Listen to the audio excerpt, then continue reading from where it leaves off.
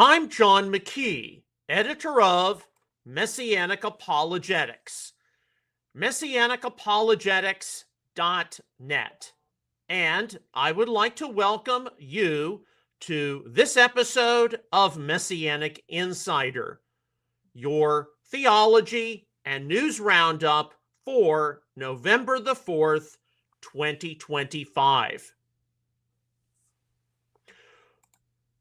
We are continuing as we look at some of the fallout of the recent Tucker Carlson, Nick Fuentes interview and how it is indeed flushing out a lot of things, especially on the conservative right. And we need to be paying attention very, very closely as we contemplate our messianic future and as we truly begin to consider our faith community as the end time move of God. But of course, with this, you're going to encounter various people who do not conclude that the messianic movement really has a purpose in the end times, or more likely, how do we know that we haven't misjudged things and that the return of Yeshua isn't for some very, very long time? Now, we don't want to be presumptuous. We know from the turn of the millennium, over a quarter century ago, that there were many people who made false predictions about the last days. They came up with calculations which proved to be false. They made some conclusions which we need to learn from, but at the same time, we need to be paying attention, and we especially need to be paying attention as future realities of the Messianic age are breaking into our present Messianic experience. And so that's why today I have chosen to talk about, on our theology roundup, the subject of realized eschatology. Now, the term eschatology simply means study of end things. It's from the Greek eschatos. And we commonly associate it with matters such as the future resurrection, the return of the Messiah, and his future kingdom. The concept of realized eschatology in theology is the premise that because of the resurrection of Yeshua from the dead and the fact that believers are raised up with him, concepts, of course, we see talked about in the apostolic writings or New Testament, that the powers of the age to come have already broken into the present evil age among the experience of believers. And so there are future realities which are accessible today, even though there is still more to come in the future. The power which resurrected Yeshua from the dead is accessible among God's people now, even though the general resurrection of the dead is still something to occur in the future. The core substance, for example, of the new covenant, Jeremiah 31, Ezekiel 36, a new heart, being forgiven of sins, being spiritually transformed, that's accessible now, even though it's obvious that there are still aspects of the new covenant promise, mainly regarding the return of Israel and the corporate restoration of Israel's kingdom, which have yet to fully take place. And I would have to say that most people across the Messianic spectrum recognize that we're in this, between the age period as God's people. Now, there are some who espouse a form of replacement theology, believing that everything or almost everything which is prophesied in the Holy Scriptures, especially regarding the restoration of Israel, the temple, everything else, that has all been fulfilled in the ministry and work of Yeshua. And so there's really nothing else to experience in the future save his return to the earth. That is not a form of realized eschatology. I was taught, or I believe, but you will definitely see that among some theologians and among some traditions. Instead, the main premise of realized eschatology, which you will see adhered to throughout the Messianic community, is that future realities have begun to break into the present, even though more is still to come in the future. And a prime example of that would be the operation of the new covenant. We believe it's operating today, even though there's still much more to take place as we approach Yeshua's return. And so with that in mind, how many future realities of the Messianic kingdom have already started to break into the present experience of today's Messianic movement? We believe that in today's Messianic movement, we are seeing the expectation of Paul in Romans 9, 10, and 11 take place with Jewish outreach, Jewish evangelism, the arrival of the Messianic Jewish community on the scene.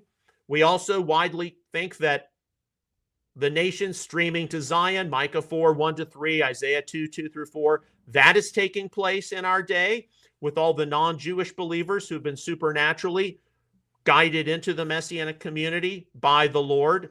There are all these kinds of things which we do believe are in play.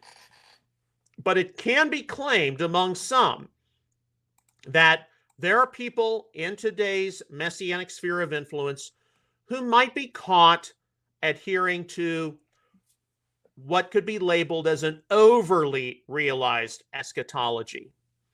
And this is something which I wrote about. Let's go to the Messianic Apologetics website. Something I wrote an FAQ about a number of years ago.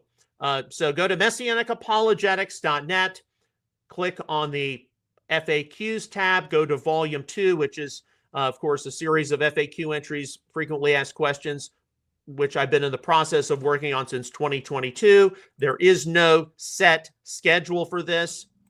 Scroll down to the letter O, where you will see overly realized eschatology. So click there, and then a PDF file will open. Okay, and here's the question about an overly realized eschatology.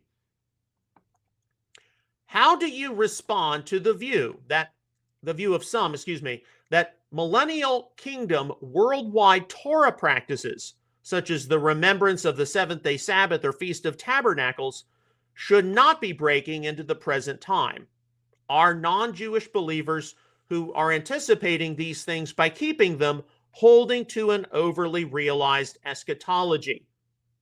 So, for example, if you believe that in the present experience of today's Messianic Jewish movement, there are non-Jewish believers keeping things like Shabbat, the Feast of Tabernacles, etc., in anticipation of future millennial kingdom realities, are they holding to an overly realized eschatology? Or should we just wait until that future millennium for those things to take place and occur? So let's sort through this. How much has the future been breaking into the present? Over the past 10 years, that's 2014 to 2023, so now it would be 12 years, I have more consciously come to the conclusion that the Messianic movement is the end-time move of God, because unlike any other spiritual movement, it places the salvation historical trajectory of Romans 11:26, all Israel will be saved, at the forefront of what it does. This is something which is ultimately going to culminate in the return of Israel's Messiah. While controversial for some, it should not be difficult to recognize that as we get closer and closer to the return of the Messiah, that future prophecies have already begun to break into the present. A mainstay of Second Temple Judaism was the idea that God had created two ages, the present evil age and the age to come, 4 Ezra 7:50. Yet, a mainstay of apostolic theology was that the age to come had already broken into the present evil age by virtue of the resurrection of the Messiah. Galatians 1:4, also Romans 1:4. So, what are some of the possible prophecies, specifically concerning the nations and various aspects of God's Torah, which might really be breaking into the present and more consciously being realized as we get closer and closer to Yeshua's return.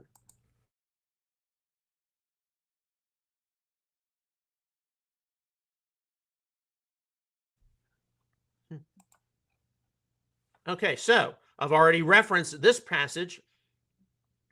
Now it will come about that in the last days, the mountain of the house of the Lord will be established as the chief of the mountains, and will be raised above the hills, and all the nations will stream to it. And many peoples will come and say, Come, let us go up to the mountain of the Lord, to the house of the God of Jacob, that he may teach us concerning his ways, and that we may walk in his paths. For the law will go forth from Zion, and the word of the Lord from Jerusalem. And he will judge between nations, and will render decisions for many peoples, and they will hammer their swords into plowshares, and their spears into pruning hooks. Nation will not lift up sword against nation, and never again will they learn war. Isaiah 2, 2 through 4, New American Standard, and also Micah 4, 1 through 3.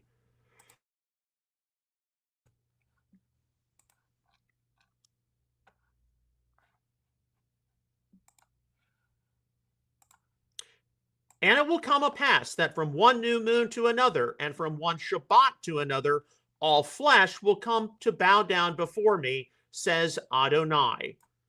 Isaiah 66:23, Tree of Life version. Then I will sprinkle clean water on you, and you will be clean. I will cleanse you from all your filthiness and from all your idols. Moreover, I will give you a new heart and put a new spirit within you, and I will remove the heart of stone from your flesh and give you a heart of flesh. I will put my spirit within you and cause you to walk in my statutes, and you will be careful to observe my ordinances. Ezekiel 26, 25 to 27. Should be 36. New American Standard, referenced in Titus 2:14, also Jeremiah 31:31 to 34.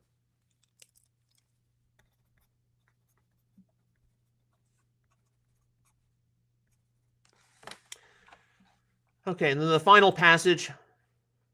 Then it will come about that any who are left of all the nations that went against Jerusalem will go up from year to year to worship the King, the Lord of hosts, and to celebrate the Feast of Booths. And it will be that whichever of the families of the earth does not go up to Jerusalem to worship the King, the Lord of hosts, there will be no rain on them. Zechariah 14, 16, and 17, New American Standard.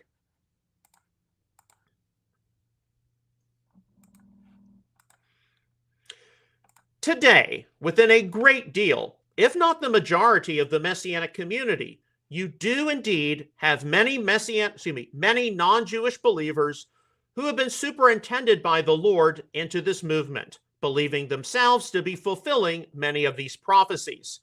Many non-Jewish believers, such as myself and my own family, were led by the Lord into this movement to pay attention to important things such as a Torah foundation, Shabbat, and the festivals. We regard ourselves as a part of the Commonwealth of Israel, Ephesians 2:11 through 13, along with our Messianic Jewish brothers and sisters. Our adoption of a Messianic lifestyle was a part of our spiritual growth and faith, especially given the new covenant promises of God to write his commandments onto the heart and mind. Jeremiah 31, 31 to 34, Ezekiel 36, 25 to 27. Our testimony as non-Jewish believers being led into the Messianic movement is not unique only to us, but can be witnessed from the example of many others as well.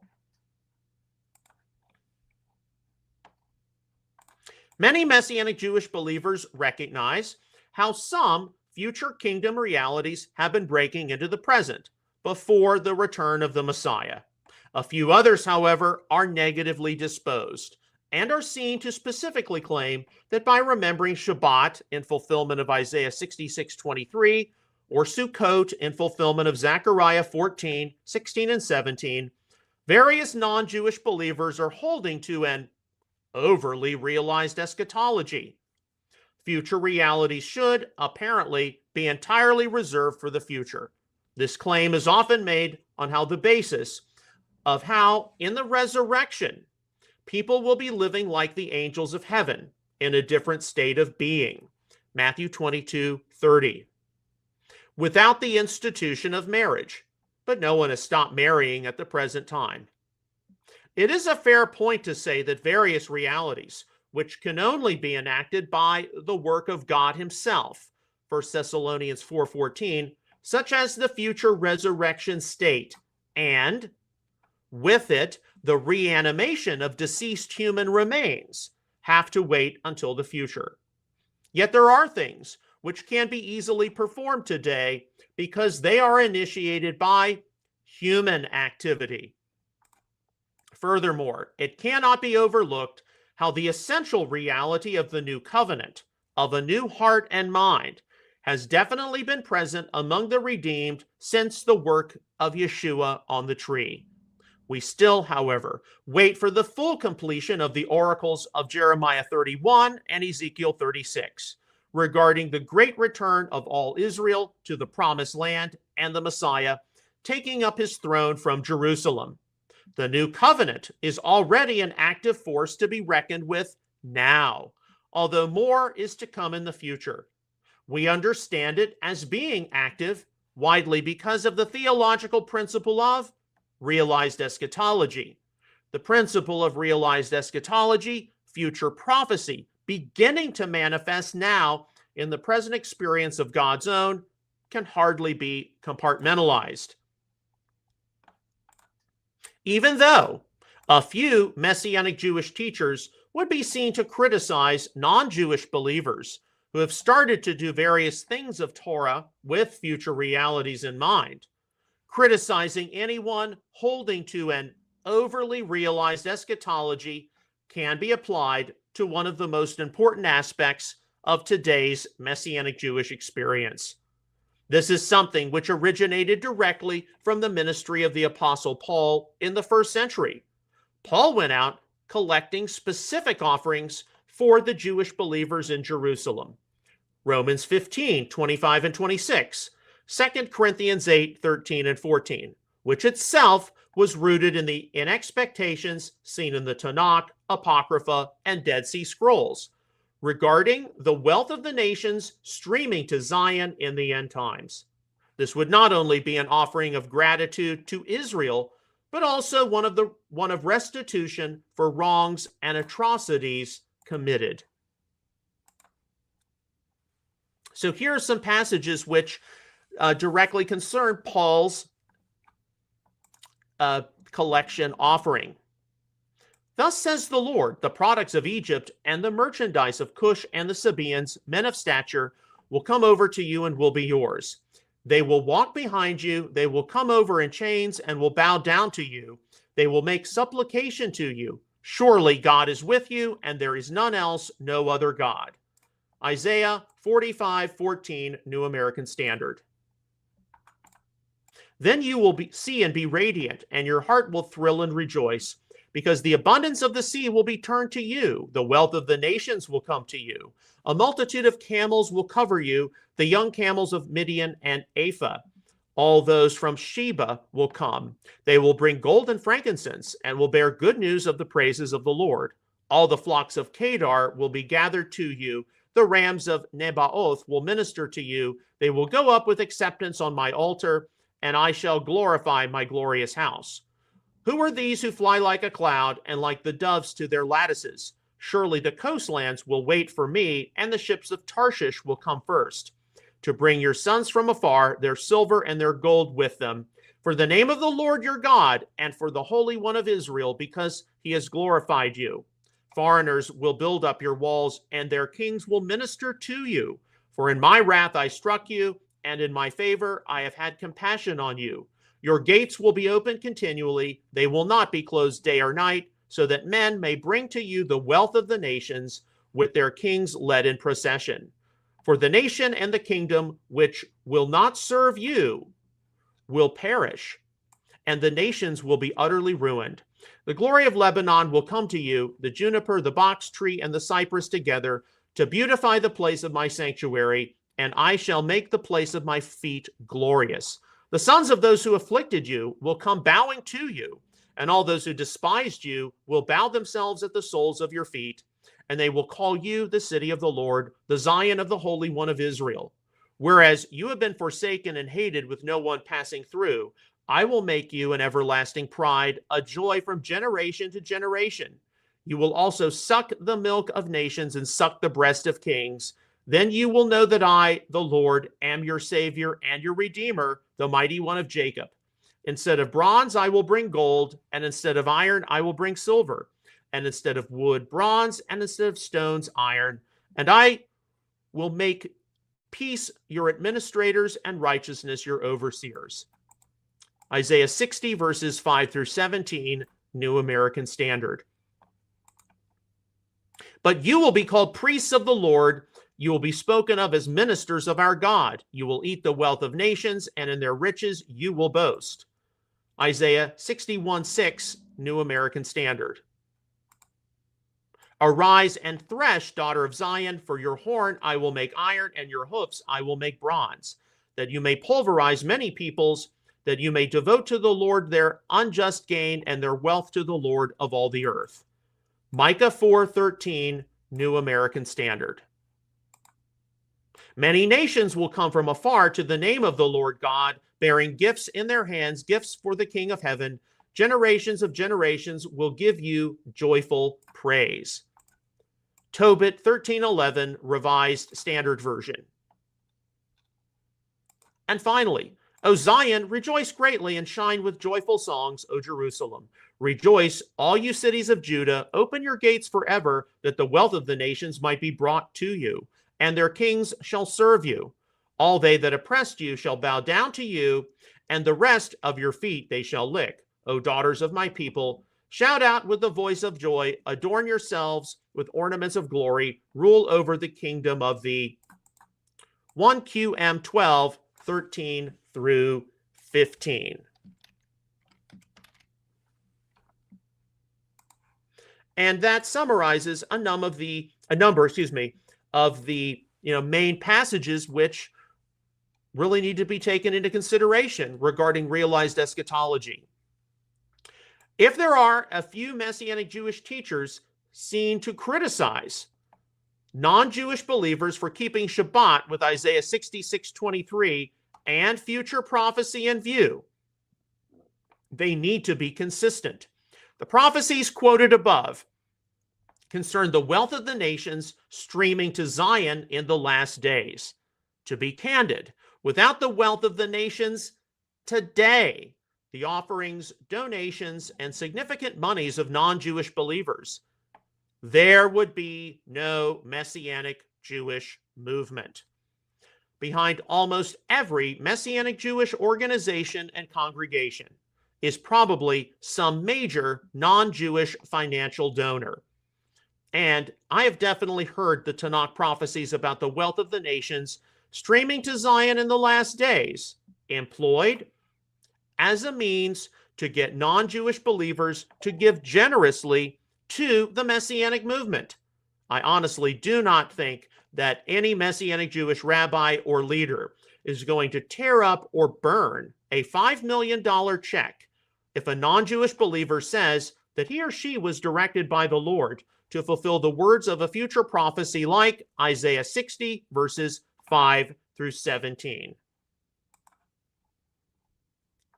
If, as some have claimed, that a number of non-Jewish believers have inappropriately held to an overly realized eschatology, and that they need to stop doing things reserved entirely for the future, then at worst, perhaps these people have just misused some of their time. If, however, future realities regarding the nations and God's Torah have indeed been breaking in, here and there, at least in part, in the lives of non-Jewish believers like my family in today's Messianic movement, then have some possibly been critical toward God's plan of salvation history taking place? If a person like me was led into the Messianic movement because of future prophecy decreed by God being genuinely fulfilled, and someone is caught saying no to this, that is a very dangerous position in which to find oneself. Now, indeed, I think it's fair to say that future prophecies regarding the nation streaming to Zion in the end times, being instructed in Moses' teaching, 10 grabbing onto the garment or the tzitzit of a Jew, we have heard that God is with you. That's happening today in today's Messianic experience. I do agree, however, that non-Jewish believers who are coming into the Messianic community have to be genuinely called and supernaturally intended by the Holy Spirit.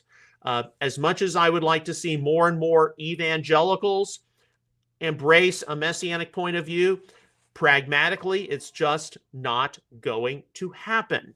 And a lot of that has to do with the theological, spiritual, as well as sociological development of the Messianic movement.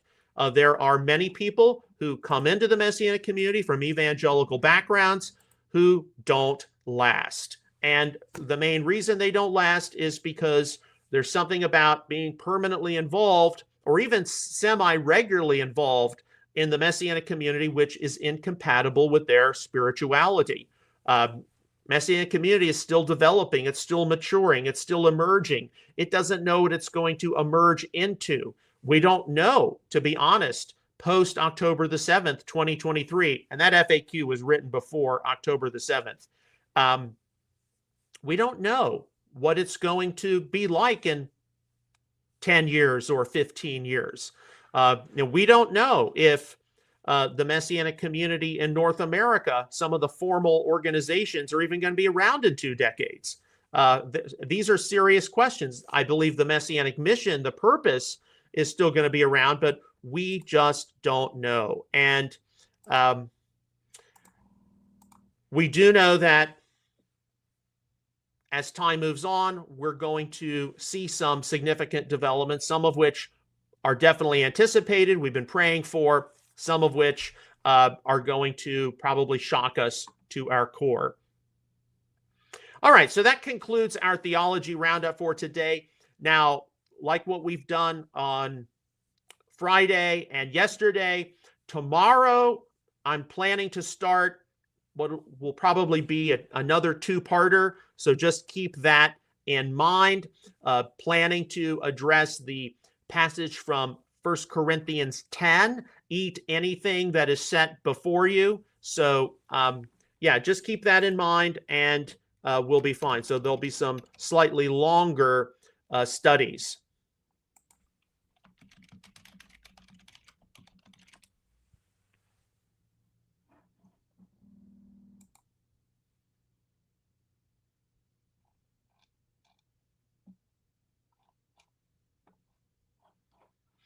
All right, so let's continue on with our news roundup.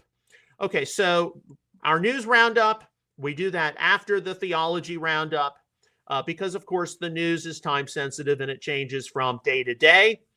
Number 1, we are reminded that we need to be continuing to pray for peace, Israel, Gaza, the Middle East, even if we believe that the peace we're going to see is temporary and it's part of the end times. Loss of life is still an abomination to men and women of faith, especially when people die and they're going to experience a Messiahless eternity. So number 1, we do pray for peace, Israel, Gaza, the Middle East. Number 2, we definitely pray for peace, Russia and Ukraine. That just seems to be something that continues to drag on. We're going to be coming up on 4 years at the turn of the new year into 2026 very soon. And then number 3, we pray for reason and sanity to prevail here on the American home front. And of course, we're trying to still sort through some of the fallout of the Tucker Carlson, Nick Fuentes interview. What's going to happen there? And what is going to be occurring involving all of that? So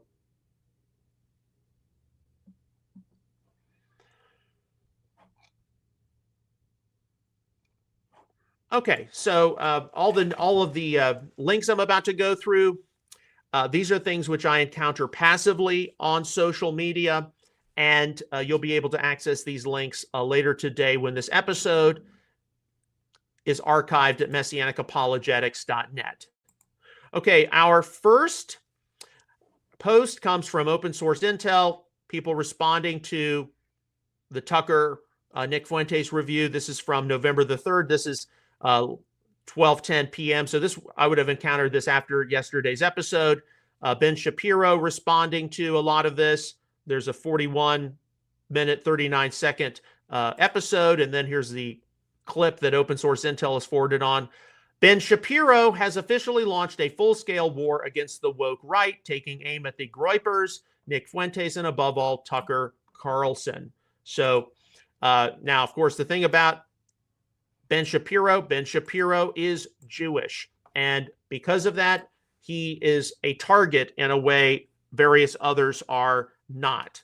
But where do some people on the woke right stand regarding Israel, Zionism, Judaism? You know, there are a lot of questions which are being asked right now. All right, from Newsmax yesterday, November the 3rd, of course, right now, as we speak, there are various elections taking place, the most notable one being for the mayor of New York City. Poll, 800,000 may flee New York if Mamdani wins. Almost 800,000 New Yorkers are planning to flee the city if Democrat candidate Zohran Mamdani wins Tuesday's mayoral election, according to a poll carried out by JL Partners for the Daily Mail. Okay, we know polls are, of course, subject to error, but there are, of course, many people in New York City, especially in the Jewish community, who are very worried about what's going to happen if Mamdani wins. He is someone who has expressed favor for the Intifada. He's not known for being a great fan of the state of Israel. He's pledged to arrest Benjamin Netanyahu if he arrives in New York City. So what's going to happen should he be elected as mayor? And of course, we don't know yet what's going to happen. Former Governor Andrew Cuomo could surprise us all and become the mayor of New York City. But if he becomes mayor, it is anticipated that a lot of people, not just Jewish people, but a lot of people will decide to pack up and leave. Florida, even Texas are speculated as being some of their main destinations. And more so than that, are there going to be any businesses which decide to relocate their headquarters out of New York City? So we, of course, continue to monitor this, but this is a big one. Because New York City, the first city of the United States, it appears that it's getting ready to go through some very major changes, and it should not escape our attention that this is occurring only 24 years after the attacks of 9/11. So speaking of changes in America, here's something from the Epoch Times yesterday, November the 3rd on Instagram. Trump said he'd deploy Marines to cities in a heartbeat if needed. President Trump cited sweeping powers under the Insurrection Act, saying he could deploy troops without judicial review. Okay, now this ties into a lot of people who, number one, they think that Donald Trump is a dictator, a fascist. We're going to lose democracy here in America. So you got those people. And then on the other side, you've got people who think that, Donald Trump might be the beast. He might be the Antichrist, or at least paving the way for the arrival of the beast or the Antichrist. So this is the kind of story which fits into that narrative. Of course, we wait and see what could happen. He has, of course, deployed various National Guard troops to a place like the District of Columbia. What's going to happen with this New York mayoral election? What are some other things? We don't know, but we do need to take note of it. Okay, from Breitbart, report Nancy Pelosi's possible retirement causes stir among Democrats. I think she's out. Of course, it's noted here that 85-year-old former Speaker Nancy Pelosi may soon step into retirement. Regardless of what you think or do not think about Nancy Pelosi, the fact of the matter is a lot of people would conclude her time is up. She's too old and she needs to hang up her proverbial cleats. All right, speaking of people fleeing New York, of course, this is something which can change, but here from open source intel yesterday, Texas governor says that he'd slap a 100% tariff on anyone relocating from New York City to Texas if Mamdani wins. Okay, this is just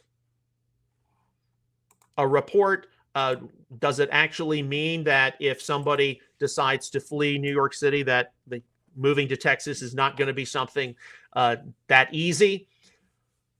In the case of Governor Abbott, who is a Republican, he does not want to see the state of Texas turn purple, much less blue. But the state of Texas is much more business friendly than places up north. And so, yeah, if you want to come to Texas, there's going to possibly be a price of doing business here. Hey, we'll see what happens in the coming days and weeks. All right, here's one from open source intel, posting a post the president made on his Truth Social platform, 4:27 p.m. yesterday, November the 3rd. You can read this in its entirety later, but U.S. President Donald Trump said that if Zohran Mamdani wins the election for New York City mayor, it is highly unlikely that I will be contributing federal funds other than the very minimum as required. Okay, so if Mamdani wins in New York City, and aside from the position of the Jewish community and the concerns they have regarding Israel, aside from the concerns various businesses have, which are located in New York City, what about federal funds for New York? You know, and is that going to result in some kind of at least political conflict? I mean, we live in some very unprecedented times as an American society. Okay, also from open source intel, November the 3rd, 5:13 p.m., Axios, the United States has circulated a draft resolution to UN Security Council members proposing the creation of an international force to operate in Gaza for a minimum of 2 years, according to the document. All right, so we do pray for peace, Israel, Gaza, but here you see that an international force operating in Gaza for a minimum of 2 years. Is this something which can change? Yes, but we're beginning to see now some of the implementation of the Trump peace plan. And of course, who's going to be involved with that? A lot of people, of course, are concerned about the presence of a country like Turkey, country like Pakistan. All right, so here is one major response to the recent Tucker Carlson, Nick Fuentes interview. And yes, it comes from Jonathan Cahn. This is a 2-minute, 32-second clip from it, and you can watch the full episode, of course. But here, Jonathan Cahn, we've crossed a Rubicon as the mainstreaming of Nick Fuentes. What does it mean? What is the warning? What does it mean for the future? And look, I'm very much aware that there are people in the Messianic Jewish movement who consider Jonathan Cahn to be a prophet. I don't consider Jonathan Cahn to be a prophet. He is an influencer, though. And unfortunately, whether you like it or not, for a lot of Messianic Jewish rabbis and leaders, if Jonathan Cahn doesn't mention something like this and talk about it, a lot of them are not even going to be that aware of the Nick Fuentes interview by Tucker Carlson. Okay, that is how much of a bubble many Messianic Jewish leaders are in. I'm sorry to say that. So hopefully Jonathan Cahn will be able to get through to a lot of the people in our faith community, because a lot of people, they don't want to go on a platform like X or even Instagram and sort through what they consider to be conspiracy theories, or it's alt-right and everyone's blaming the Jews.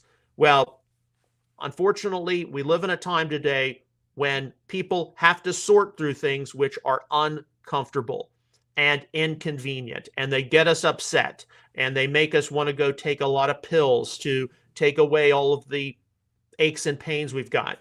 So yes, I hope that Jonathan Cahn is able to inform a lot of Messianic Jewish rabbis and leaders who may not find out about this any other way about the, as he said, we've crossed the Rubicon.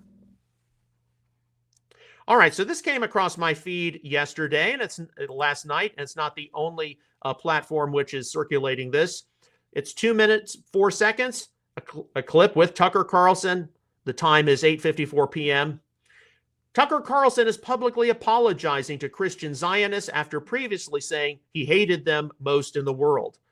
He says he spoke in anger and now regrets it, adding that some of the kindest people he knows are Christian Zionists.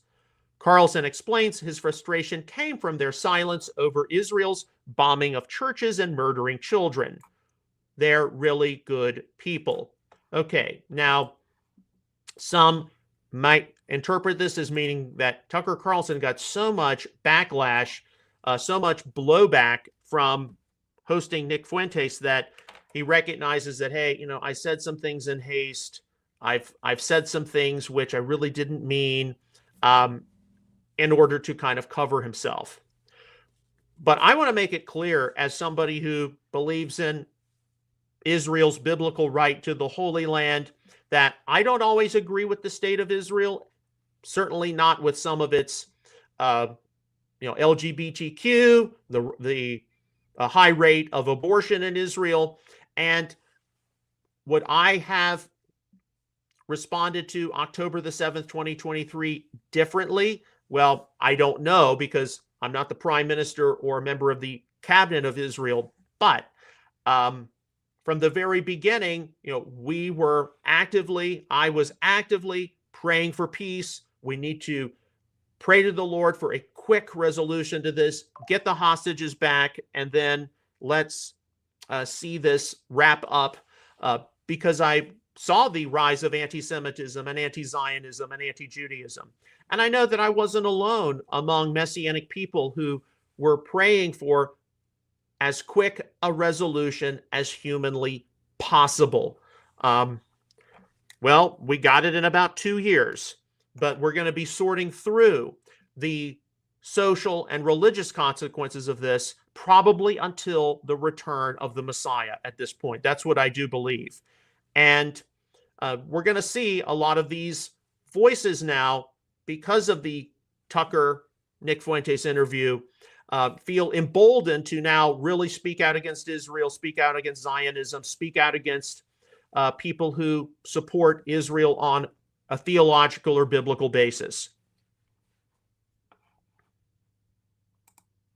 Okay, so this leads to our next story. This includes a clip, 2 minutes, 32 seconds. It mainly, okay, I got confused with the next one, but from William A. Jacobson on X, there is an influential group who are trying to destroy the MAGA movement who hate Donald Trump because they think he's too pro-Israel and he's too close to Jews.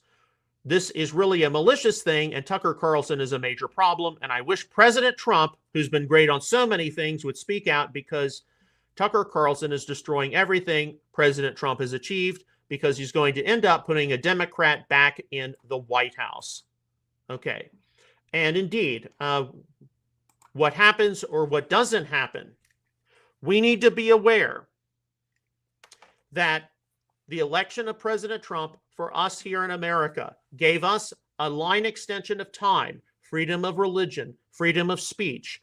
We cannot take this line extension of time for granted, because some of the things which have recently taken place serve as road signs of, hey, got to get your act together, got to speak out where necessary, got to make a difference while you still can, because the day will come possibly when we can't speak as openly about some of these issues as we are able to speak now. Okay, so here is our next story. This is what I thought we were going to do just now. And it's from Brandon Tatum. And 2 minute, 14-second clip. This is from yesterday afternoon, 5:16 p.m., where he says, people really think Israel runs America? Be serious. So this is a common claim of those on the woke right. Donald Trump, don't even let Donald Trump run Donald Trump. You think he's taking orders from Netanyahu? Trump told Bibi to turn the jets around mid-strike on Iran. They listened. Israel survives because of America, not the other way around. We fund their military, their tech, their defense systems. Without U.S. support, their enemies would test them every day. America is the big dog. We run the show for better or worse. Now, one of the things we do have to take into consideration, if we believe in the end-time prophecy scenario, a premillennial scenario, one day a country like the United States of America is not going to support Israel the way it's supporting it now. It's going to go the way of Western Europe, basically. And what this is going to likely cause is, number one, Jews in America, North America, to finally realize, hey, it's time to return to Eretz Israel. We've got to just get back to the land of our ancestors. That's where we're going to be the most safe. But then secondly, what it's going to end up resulting in is because the world is going to come against Israel and the support of America is likely to be pulled. And I'm not putting that on any timetable, but we're already seeing it being shaken, being fractured. What you're going to see is Israel corporately is going to have no other choice but to repent of its sins, turn to God, and they will look on him whom they have pierced. And look, if you're a non-Jewish believer who has been supporting Israel your entire life, your entire experience of faith, and you are speaking out against anti-Semitism, anti-Zionism, anti-Judaism, and you're seeing some of these things take place, and you're forecasting that, down the road, 5 years, 10 years, definitely 20 years, we're not going to see American support for Israel as we do now because the baby boomers have passed away. Generation X, millennials, Gen Z, they're not the supporters of Israel as their parents and grandparents were. But yet you're staying true to the scriptures. Don't you believe God will protect you and supernaturally provide for you because of your standing with Israel and the Jewish people? I believe that. And I believe that because I read how in the book of Acts, the Lord protected the Jewish, Greek, and Roman believers out in the diaspora who were part of a very immoral and corrupt, wicked Roman Empire. Okay, we got 3 more stories. This is something which my sister Maggie forwarded on to me from the Free Press. It's useful for you to go through this. Tucker Carlson is wrong about Christian Zionism by Samuel Goldman. So here, the main point is Tucker Carlson calls Christian Zionism a brain virus, but the bond between American Christians and Israel predates the modern state itself, writes Samuel Goldman. So one of the things that I know Maggie has brought up, because she did her master's thesis on some of the early evangelism societies of the Jewish people going back long before the arrival of Cyrus Schofield, John Nelson Darby onto the scene, before there was even a Hebrew Christian movement, the predecessor of the Messianic Jewish movement. There were plenty of Christians in the 18th century, 19th century. They believed that in the end times that the Jewish people would return to the Holy Land from the diaspora, and that would be a precursor to their recognizing Jesus as Messiah.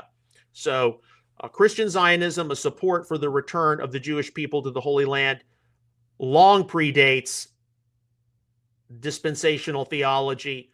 Now, dispensational theology has had a role to play. I don't deny that, but it predates dispensational theology.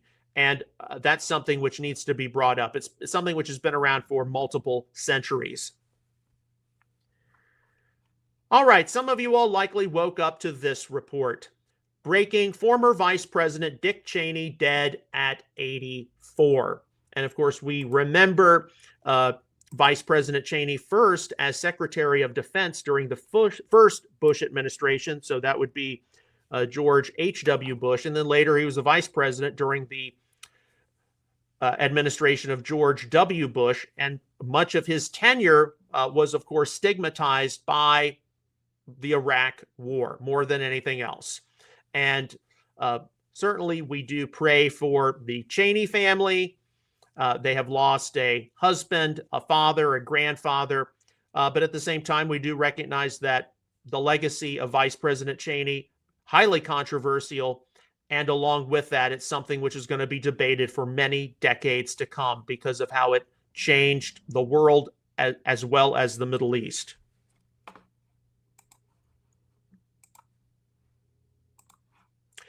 Okay, and then finally, and this kind of repeats what we've already gone through, but this is from November the 4th this morning, 4:18 a.m.